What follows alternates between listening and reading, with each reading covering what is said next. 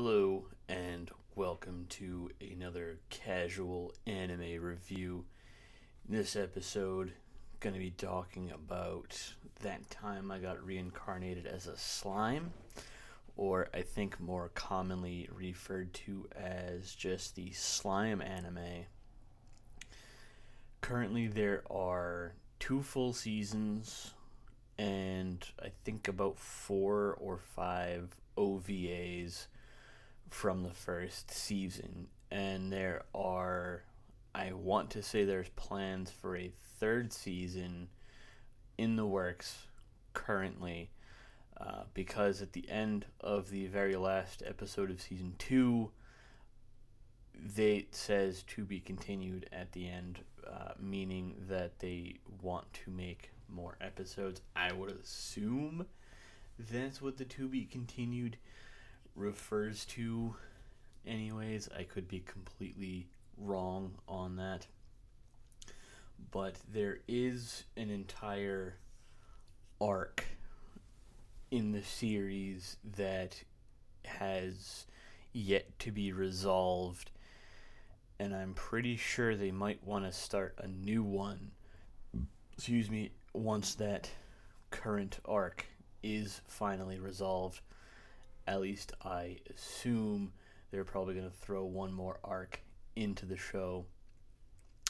Now, if you've never seen Reincarnated as a slime, it sort of revolves around sort of your typical anime isekai show where this dude lives a normal life, and he one day is walking to work with a friend of his and his new girlfriend, and some guy comes up behind our main protagonist and stabs him in the chest because he is a thug and a bad guy and he robbed someone, and the main protagonist was trying to prevent that from happening. So in the final moments of the main protagonist's Rimuru, we will call him because that's his name, his reincarnated name.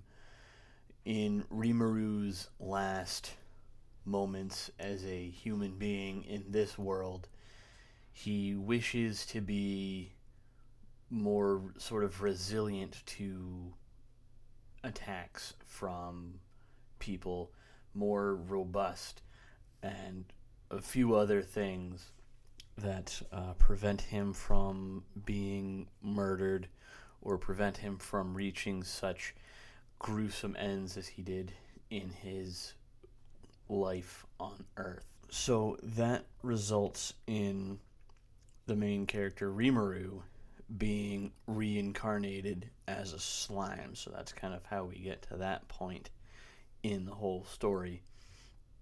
And then wakes up in a cave wondering what the hell happened, because now he's still alive, but he's in a different form, and he doesn't know why he's in that form.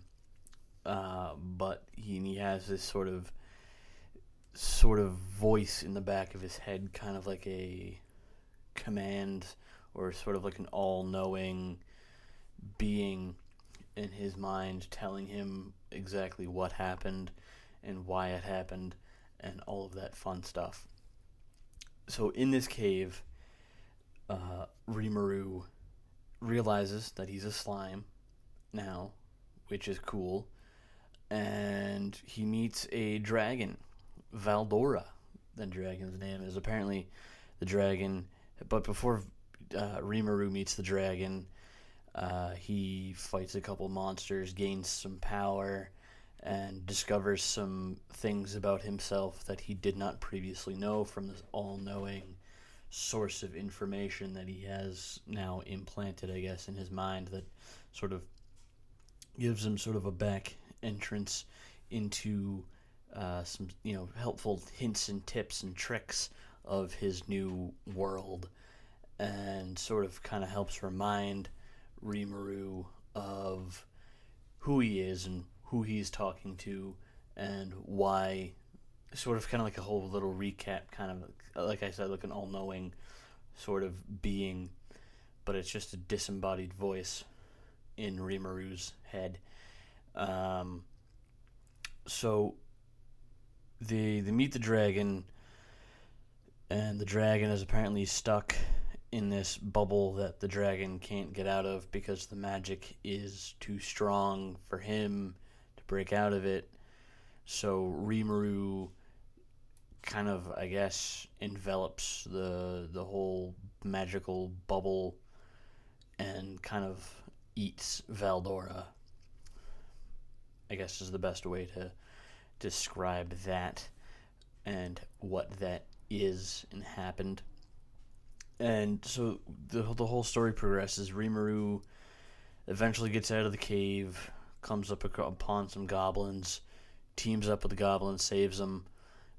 They take him back to the village of the goblins, and Rimuru offers to help them with whatever they need, and eventually builds this city for monsters, and it becomes a very well-known and very well-established city or goblin town, and then it eventually becomes its own country named Tempest after Rimuru, because Rimuru's name in this new world is Rimuru Tempest. So the city is called Rimuru and the country is called Tempest. So it's a very good anime. If you are into isekai animes, I would have to say that Reincarnated as a Slime is one of the better ones.